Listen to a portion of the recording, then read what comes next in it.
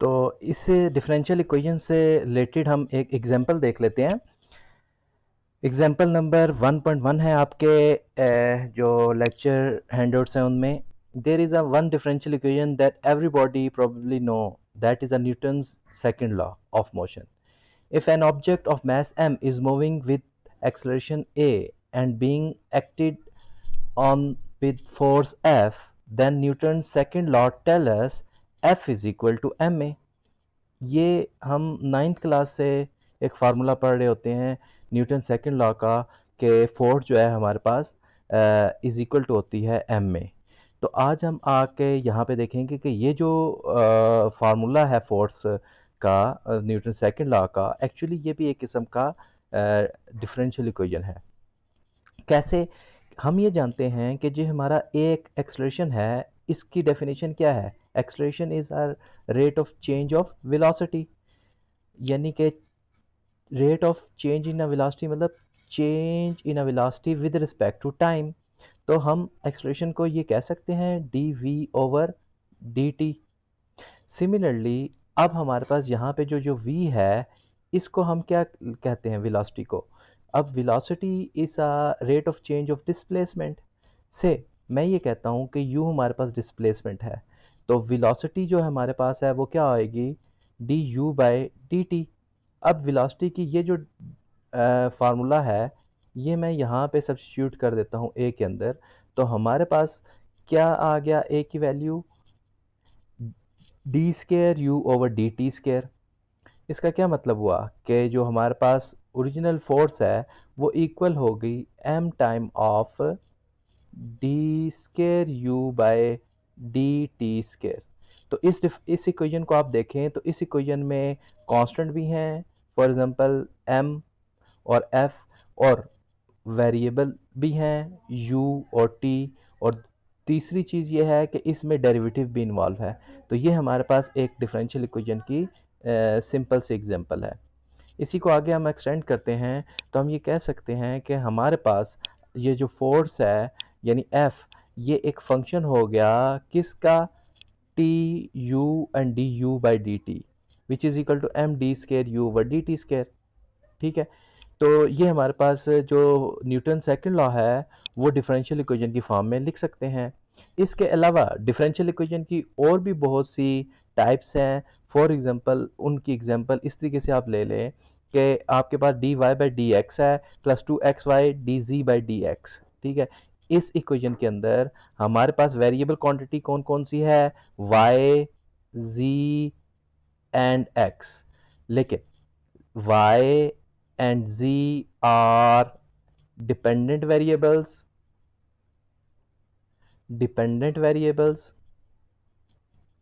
on the other hand x is a independent variable। ठीक हो गया।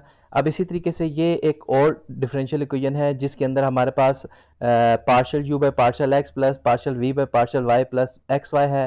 तो ये u एंड v जो है हमारे पास डिपेंडेंट वेरिएबल हैं, लेकिन इस केस के अंदर x एंड y दोनों के दोनों हमारे पास इंडिपेंडेंट वेरिएबल है। अब हमें कैसे पता चला करेगा कि डिपेंडेंट वेरिएबल कौन सा है और इंडिपेंडेंट वेरिएबल कौन सा है जब हम डिफरेंशियल इक्वेशन की बात करते हैं?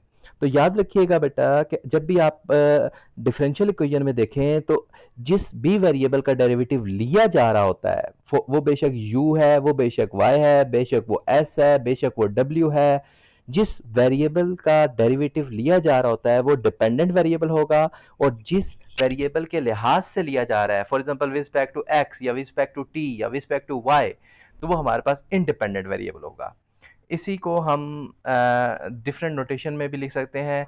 मतलब यू एक्स को, अच्छा ये यू एक्स का मतलब क्या है? यू एक्स का मतलब है partial you by partial x. ठीक है, फिर plus partial u x y का क्या मतलब है? पार्शियल यू एक्स वाई का मतलब है partial you by partial Y, या second derivative partial square you by partial Y partial x. ठीक है, यानी u का पहले आपने डेरिवेटिव लेना है विद रिस्पेक्ट टू किससे? जी हाँ, पहले विद रिस्पेक्ट टू x लेना है और फिर with respect to y।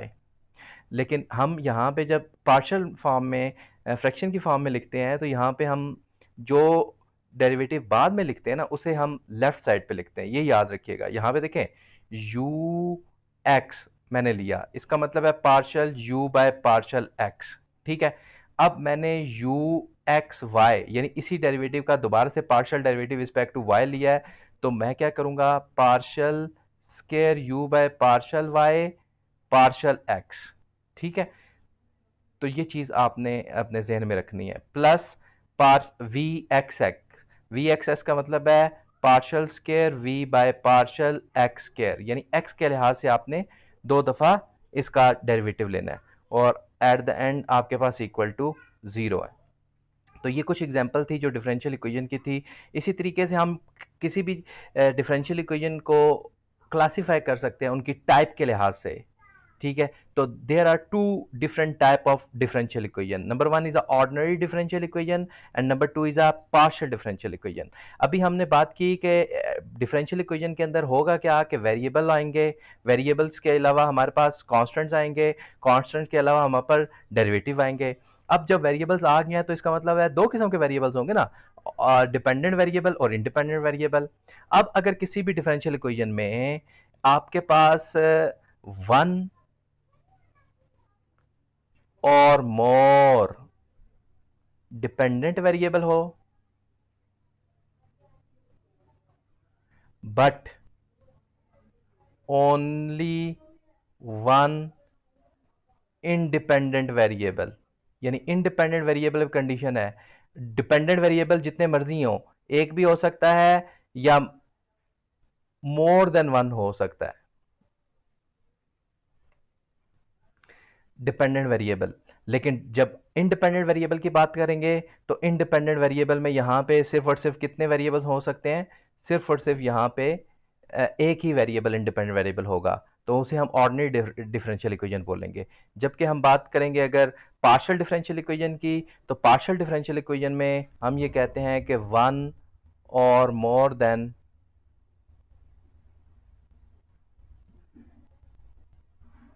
One dependent variable, यानी इस केस के अंदर भी जब पार्शियल डिफरेंशियल इक्वेशन की बात करेंगे तो डिपेंडेंट वेरिएबल में कोई कंडीशन नहीं है, बट टू और मोर इंडिपेंडेंट वेरिएबल।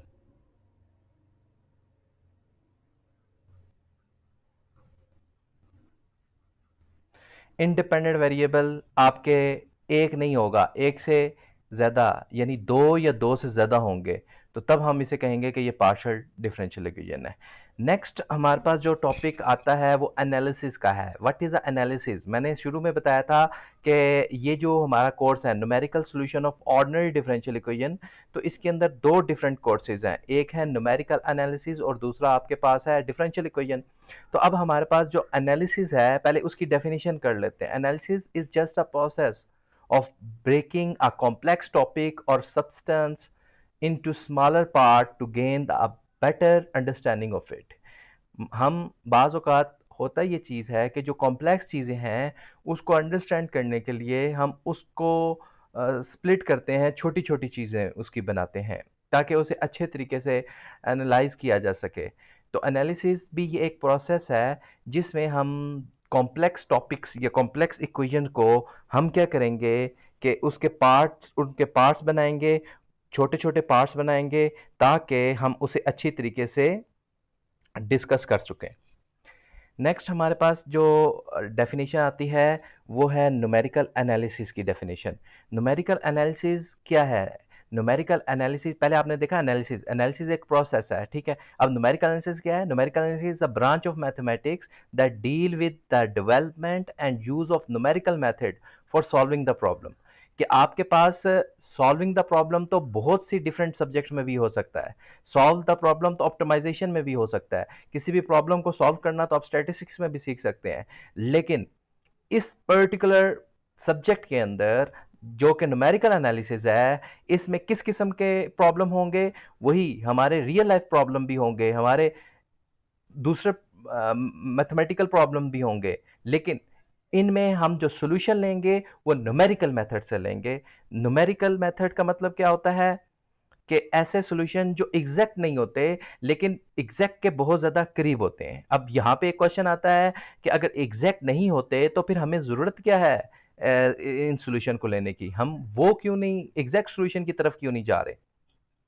इसका आंसर एक छोटी सी एग्जांपल मैं दिया करता हूँ कि मिसाल के तौर पे आपके एक फ्रेंड ने आपसे एक 100 रुपया ले लिया है, ठीक है, और वो कहता है कि मैं नेक्स्ट वीक में आपको वापस कर दूंगा।